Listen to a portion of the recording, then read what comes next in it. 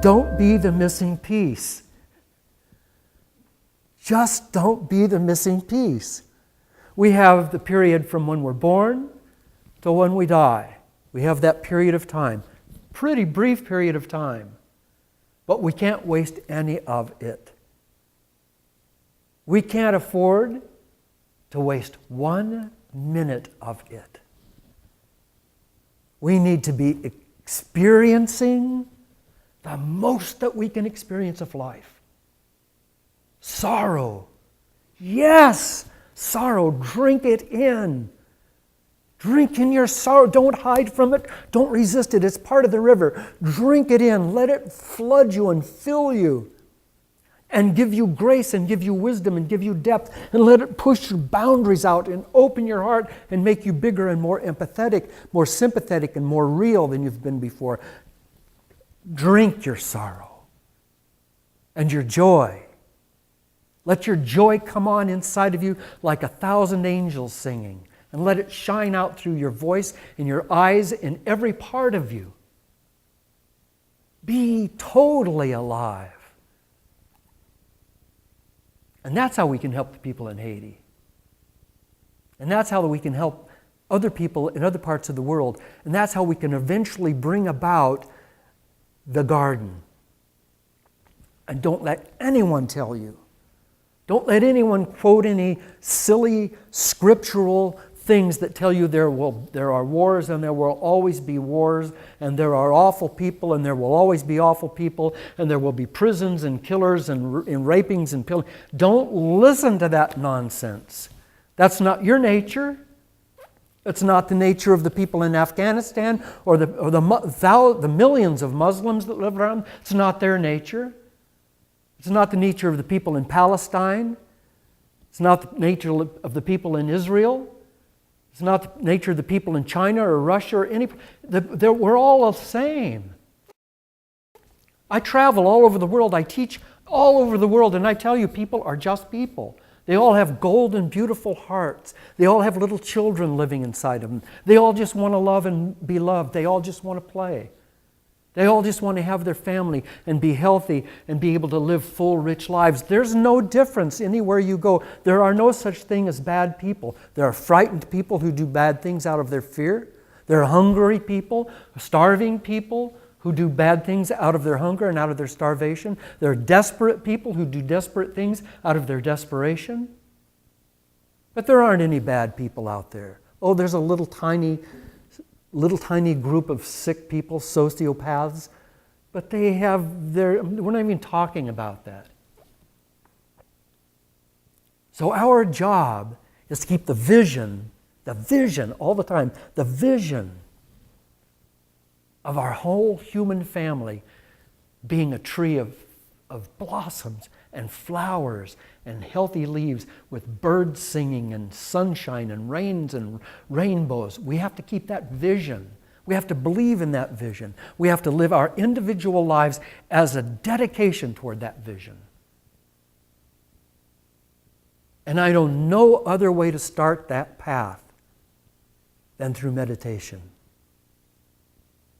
Because in meditation, we get out of the chaos, we get out of the crazies, we get out of the mind chatter and all of the stuff that's going on, and we come into a place of peace. Over time, I began to do more and more and more and more meditations until I finally discovered, and I won't teach you this today, but I'm going to tell you about it. I finally discovered a thing called the higher mind, which is the 8th chakra, which is the most incredible meditation. And I might talk a little bit more about that later if we have time. You can ask questions about it if you're curious. But I was teaching people at that time to do 2 15-minute meditations, one in the morning and one in the evening, and do it every day. Every day. Don't miss it because it's important to you. Do it 15 minutes in the morning, 15 minutes in the evening. Get a little prayer bench if you need to, or get your little altar or your little special place that you do your meditation, and maybe you'll have a little soft music that'll set you up, and get that set and just do it every day. Do it every day. I'm teaching this in Japan or Malaysia or Taiwan or China or someplace. And then I go back a couple of months later and I have many people back in the same class. I say, how many people were in my meditation class when I was here 2 months ago? All these hands go up. And those classes are huge, hundreds of people in those classes. So some of these hands go up. And then I say, great, how many people, honestly now, how many people have been meditating 15 minutes in the morning, 15 minutes in the evening every day? No? Why? Because, well, there's a couple of reasons for that. One, because we're so busy. I know that. We're so busy. You're busy. You're busy. It's hard for you to meditate 15 minutes in the morning and 15 minutes in the evening. After all, that's 1/48 of your day. So who would have time for 1/48 of your day? I mean, that's really a lot of time. I can't do it because I got to go see Fred and then we're going to get a beer and, I'm late already. The truth is that the reason that you don't have time is this, is that when you go from this brain level into meditation, you go through this little wormhole of consciousness and out the other side. And when you come into this huge universe, and in that huge universe, time just is not real. There's no such thing as time or space. You're just kind of hanging out in never land, in pure, absolute peace and bliss. And you're just floating there. And after 15 minutes, you come back through the wormhole, and your sense is that you've had this huge experience in a huge expanse of your life.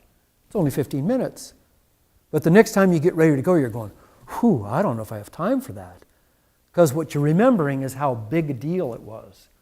But you still have to make time for it. Because now, those of you who can hear this.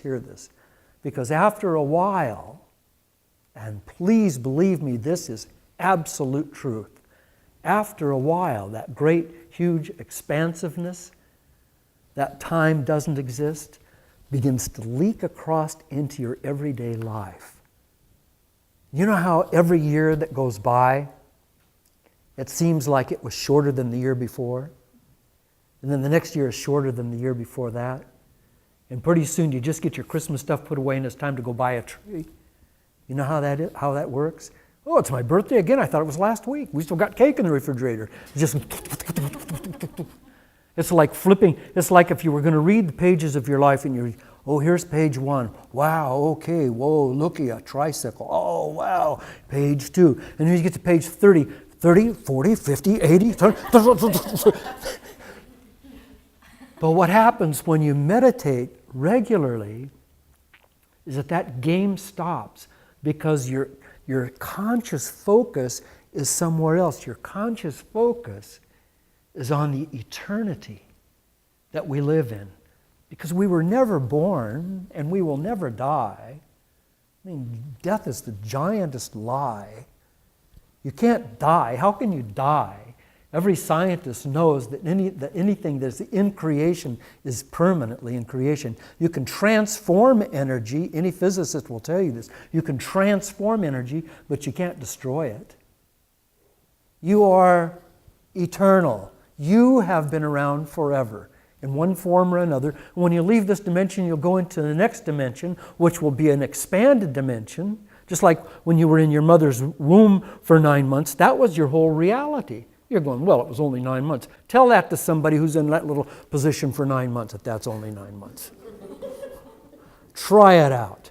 That's a long time. That's a lifetime. And when you came out of there, you're going, whoa, take a look at this. Huge space, horizons, people, colors. Oh my gosh. Guess what? The next step is even that much bigger. And that's the way it goes. And you will go on forever. You will live forever. And when you go into meditation regularly, that expansiveness, that enormity of reality begins to bleed into everyday life, and your life slows down. So I want you to meditate, and I'm going to teach you a very simple 15-minute meditation. And we're going to meditate for 15 minutes. And it's going to be real easy, and it's going to be fun, and it may be one of the best meditations you've ever done, because most people say that first meditation is actually one of the best they've ever done. It's just so beautiful. But I want you to know something else about this 15-minute meditation.